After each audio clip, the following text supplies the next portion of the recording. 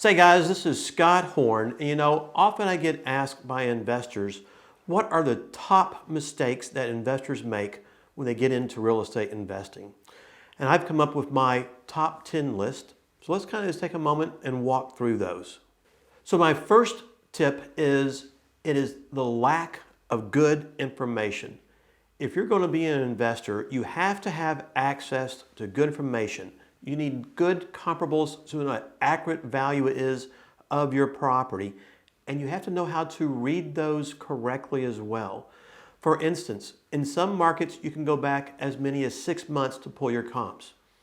In declining markets, you may only be able to go back 90 days in order to get good value on the property. So understand those kind of things for your market. You have to compare your property to the right houses as well, the right neighborhoods. In other words, you can't jump over major streets from one subdivision to another because they could be very different access to numbers from the different subdivisions that are out there, different builders and things of that nature. You've got to be careful when you're looking at your comps not to look at over-improved properties. In other words, you want to compare apples to apples the best you can.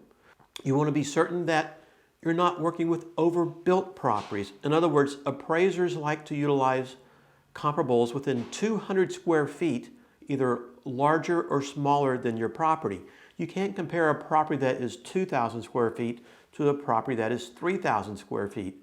You need to be in the 18 to 2,200 square foot range to get good value. Failure to have access to good information is, in my opinion, the number one mistake that most investors make. The second biggest mistake most investors make is failure to launch. You cannot go out and be just a gatherer of information and hope that things are going to fall in your lap. You have to gather enough information to have reasonable knowledge, and then you have to go make things happen. Otherwise, you're going to wind up doing nothing.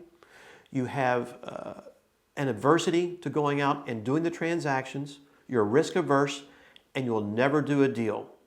And so failure to launch is the second biggest mistake new investors make. So the third mistake that most new investors make is not understanding construction. First off, they don't understand what needs to be done properly to make the house marketable and saleable. Secondly, they don't understand the cost of items, and they underestimate the cost of repairs and wind up spending way too much. Or they're not tracking the cost of materials that are out there, which again reflects back to the cost of the construction and the overruns that they run into. A lot of new investors want to cut corners to try to cut costs, and what they're really doing is they're slowing down the marketability of the property. The cost of materials is fairly inexpensive compared to doing it right versus doing it wrong. So that little bit of extra money, extra expense goes a long way in helping market and sell your property. The fourth mistake that newer investors make is they don't know where to start and they don't know where to stop when repairing and rehabbing a property. This is a mistake that I learned a long time ago myself, that our houses are a commodity. It's not a house that we're going to live in personally. We want to make our home neat, clean, livable. Sometimes we want to eliminate the negatives, but it doesn't mean we have to accentuate all the positives. There's a point in every house where things must get done, and there's also a point where some things don't need to be done. You don't have to move all the walls, you don't have to replace everything in order to get your home back up to market condition.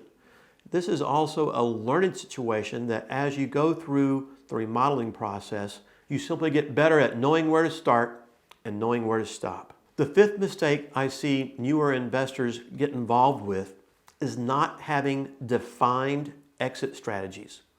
So many investors, they get excited at the acquisition of their first property, but they don't buy that property with an end in mind. They don't know if they're going to lease the property. Are they going to fix and flip it? Maybe they're going to just do a small fix-up and hotel it. Maybe they're going to do a seller finance, but they don't have this in place already, which means it slows down the process. And in our business, time is money. So you have to know what your exit strategy is. If you're going to buy the house to rent it, do it.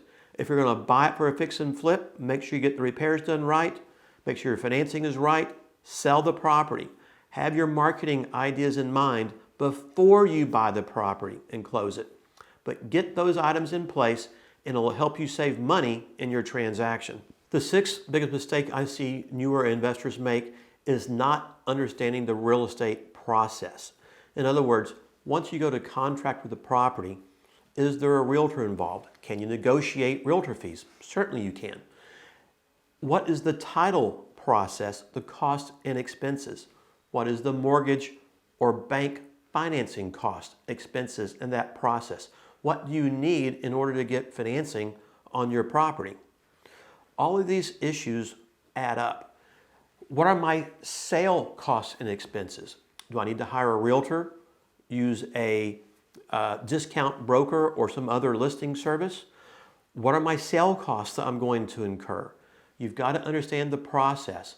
Is there a 90-day rule with your buyer's financing that requires you to hold the property for 90 days? All these issues need to be learned as you're navigating your real estate investment career.